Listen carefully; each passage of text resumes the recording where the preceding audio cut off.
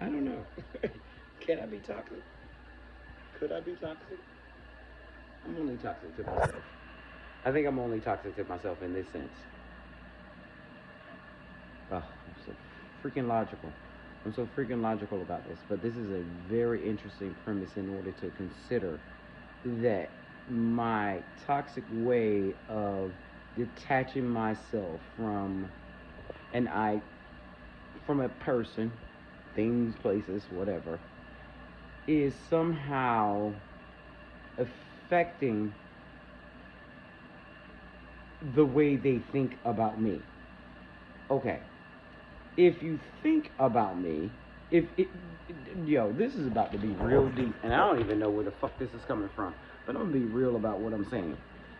If you're thinking about me, because I'm empath to a fault. If you're thinking about me and you're saying, oh, well, the way they made me feel, that's already the most oxymoronic thing to feel or say. I know we are all having a human experience here on earth. I know we have to do that. We have to do that. I don't know who I was at this point. At this point, I will find out. At this point, I don't know who I was in a previous life, but I do know these things. This is what I do know. I might be feeling a little argumentative about some sort of testament that is there some sense of toxicity that exists within me for feeling like I need to have peace of mind. Peace of mind. And if my peace of mind allows me and directs me, because that's something that a lot of people don't want to take into consideration, is that peace of mind directs you. It does not just sit and wait for you to come and say, oh, you're in the corner, let me go get my peace of mind. Let me go get my peace of mind. Oh, I forgot I got to get a peace of mind. Oh, it's at the grocery store. It's on shelf 2 in aisle 7. No, you don't go grocery shopping for your peace of mind. Peace of mind is born in you. It is part of you. So when you feel disruption coming, and if you have the wherewithal to understand, and not everybody does, and I get that, and that's kind of where I'm going with my entire focus, is that we're not all programmed that peace is something that's important, because we think peace is having a nice setup in our homes. We think peace is posting a picture of a new picture or design or mirror in your home, or sitting on a beach in Cancun. That can be, I'm not saying that it can't be, but that's not peace of mind. And your mind is made of a million freaking pieces, if not a billion. If I really research this, or someone's happy to contribute to exactly how many cellular molecules are made up in the brain to identify the different neurons and experiences that we count as human, we would know that there's probably a billion plus pieces of our mind. So when we want to put a piece of mind together, it's almost when the people that are able, not capable, two differences, and we'll explore that later too, able to say, my peace of mind lies within my ability to detach. And until I get to this point where the peace of mind, where I can re-emerge as someone who wants to communicate and wants to contribute, is at a point that I'm no longer affected, triggered, or made to feel. And so if I use the terms made to feel,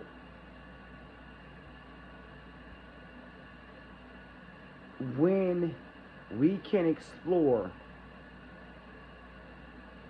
this idea that it's toxic to ghost, No, it's not. No, it's not. Y'all stop. And I'm going to tell you why y'all should stop. When people are fed up with you, when people are fed up with this idea that you just keep bothering them, ghosting, blocking, and basically saying, I don't want to communicate is the communication. We've labeled it as immature. We've labeled it as avoidant.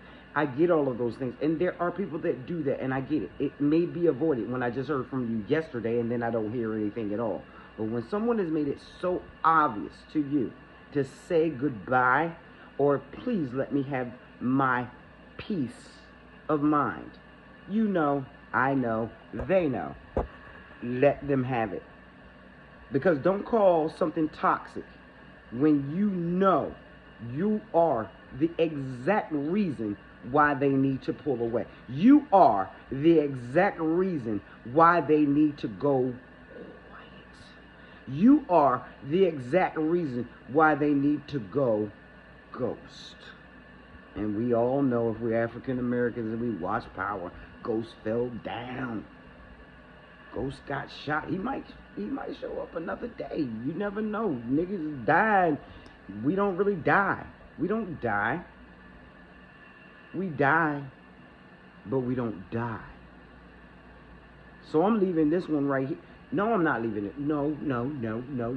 This is where people get irritated with me, because I'm never finished. And as long as I'm on this earth, I'm not finished.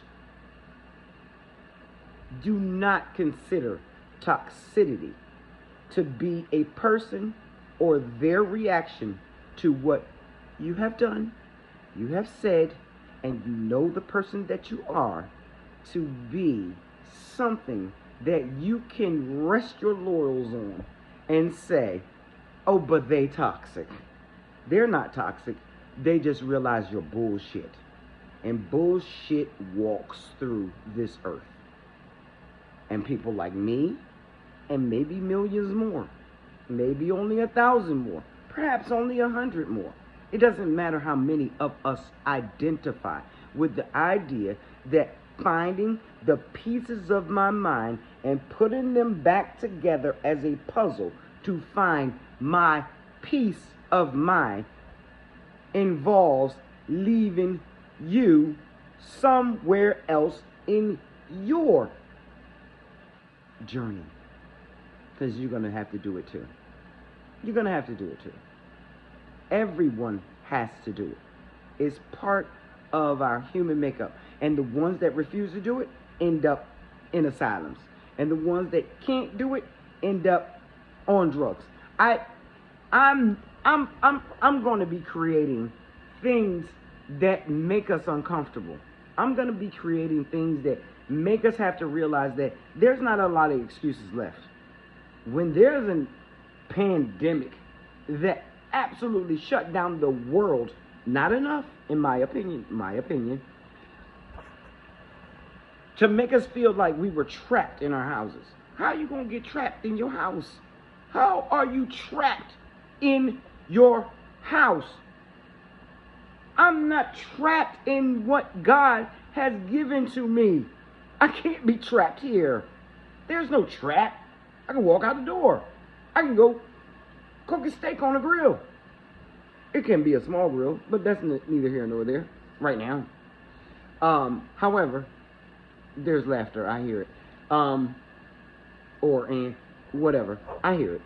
It's all good, because the moment we feel like we're trapped in our own existence of what we created by going to work 9 to 5 or going to work from 5 to 9, whatever it is that we created that we feel like we are being removed from, and our emotions have gotten so caught up in what other people are doing and saying, to the point where we are making excuses for ourselves to not be real with ourselves, and blaming people who pull back energy and say, you know what, that's not my problem. That's not my issue. That's your problem. And we blame these people who say, you know, I just need to find my peace of mind. need a peace of mind. And you feel betrayed by that? You feel betrayed by the one human privilege. It's privilege. It's a responsibility in my case. It's a responsibility. Find your peace of mind. Be aware that if you are the cause of someone having no peace of mind, then you better let them alone to get it. If you are a part of someone's journey that helps them find peace of mind, then reward yourself, because they're going to give it to you too. Because when you're elevated at that consciousness that allows you to say to another human being, you know, you weren't born yesterday.